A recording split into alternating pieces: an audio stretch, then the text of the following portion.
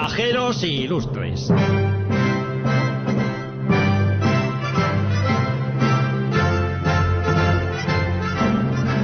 Dolores Escudero.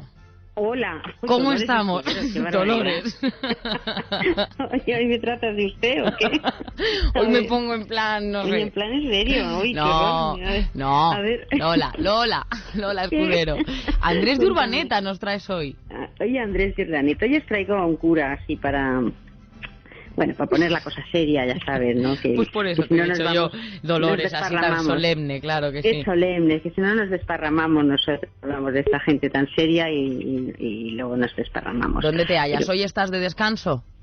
¿Qué? ¿Estás de descanso hoy? Sí, estoy en Madrid, estoy nada, tranquilamente disfrutando del día, que parece que hace buen día. Parece que Así mejora, nada. sí, la verdad que sí. Sí, bueno. Bueno, pues nada, ¿cómo fue hoy traigo- la vida de este hombre? de este hombre? Pues mira, hoy traigo a Andrés de Urdaneta, que es famoso sobre todo por haber hecho por primera vez, es el primer, iba a decir europeo, pero no, la primera persona en el mundo que hizo el tornaviaje.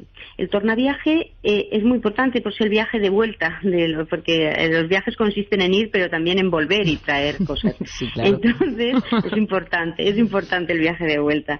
El viaje de vuelta desde la zona de las Filipinas hasta la zona de México. Era muy importante porque, bueno, los europeos habían conseguido descubrir América, habían descubierto también el Pacífico, estaban allí tratando de conquistar unos y otros territorios en el Pacífico, sobre todo los portugueses y los españoles, pero lo que no habían conseguido era volver del Pacífico a América, con lo cual, pues los que iban al Pacífico no les quedaba más remedio que volver otra vez por Asia para dar, en realidad, la vuelta al mundo, ¿no? Sí. Entonces, este Andrés de Urdaneta hizo dos cosas, hizo descubrir este viaje de regreso, el tornaviaje, y también hacer la segunda vuelta al mundo, que también la hizo después de la del Cano. Y además fraile. tengo entendido que al fallecer Juan Sebastián Elcano es uno de los testigos que firmaron el testamento, ¿no?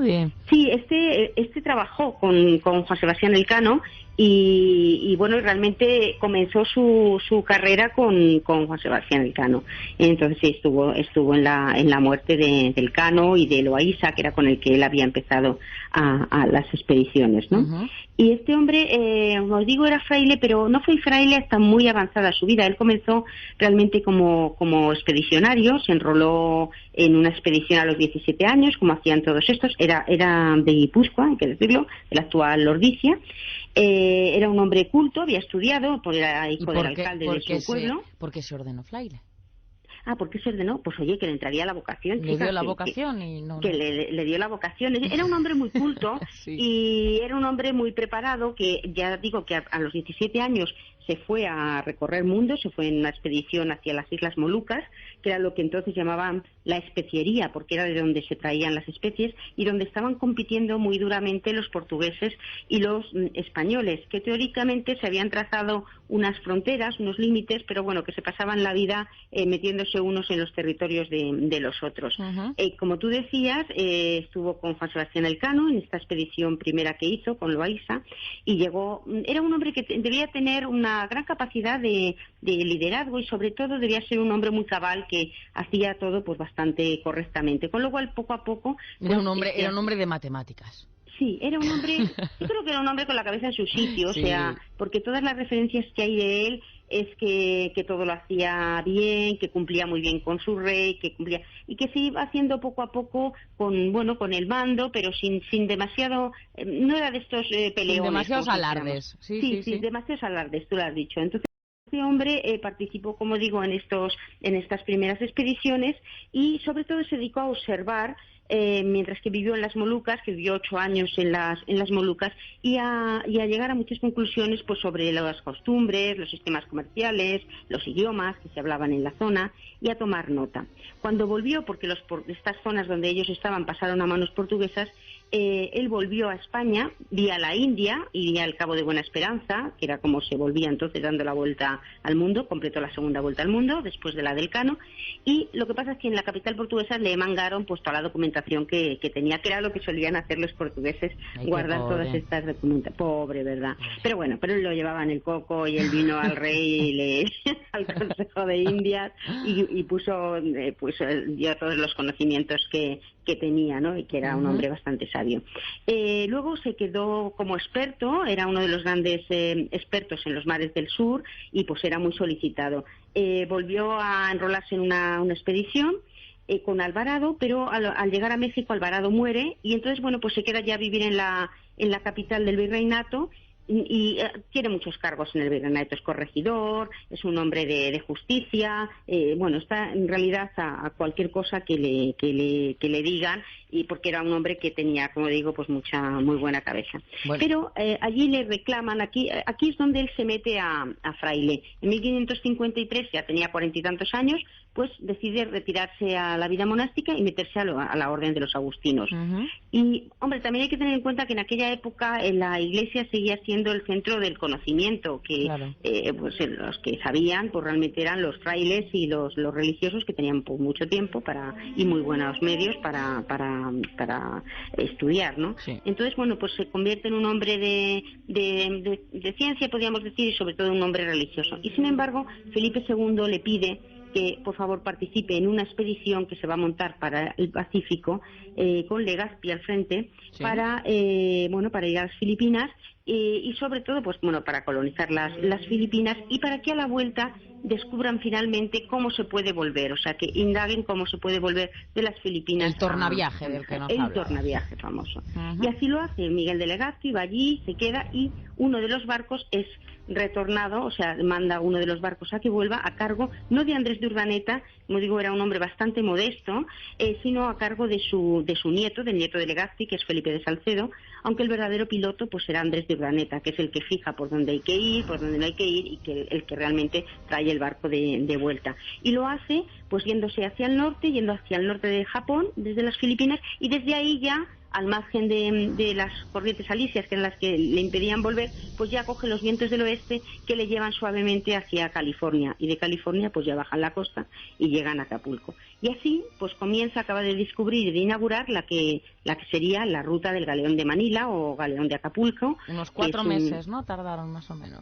Sí, más o menos 4 meses. Luego se acortaría un poco la ruta esa del Galeón, pero el Galeón estuvo más de 2 siglos y medio funcionando y trayendo a Europa todas las chinerías, que entonces se llamaban, todas las cosas que venían de la China, porque venían de Filipinas vía Acapulco, pero realmente venían de la China. O sea, Filipinas era un centro de comercio. Claro. Por ejemplo, los famosos mantones de Manila, que son el mantón de la China, como dice la canción. Pues, te voy a regalar. Te voy a regalar.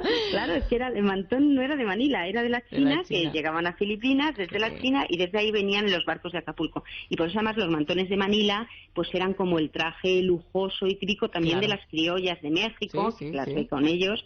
Y luego venían aquí, y venían otras muchas cosas, venían las especies, y venían también pues cosas como las lacas, y muchas cosas suntuosas, lujosas, que se pueden ver muchas veces en los palacios de los reyes, tanto de los Austrias como luego vendían de los Borbones. Oye, pero has hablado, Lola, perdona, has hablado de cuando llega Urdaneta, de esos 4 meses, de la ruta de Acapulco que nos has contado, pero hubo un miembro en su expedición, un tal Alonso de Arellano, que fue por separado o algo así. Sí, fue por separado, y fue antes realmente. Alonso de Arellano no es que se escapara, pero lo hizo por su cuenta, se separó de la expedición. Este iba de enterado, ¿no? ¿O cómo? Este iba un poquillo de enterado. Este iba un poco de voy de vuelta y yo me voy por mi cuenta. Yo me voy antes que tengo prisa, ¿no? Y entonces se fue en una nave en el San Lucas y se separó de la expedición de Legazpi y bueno, pues consiguió llegar unos meses antes.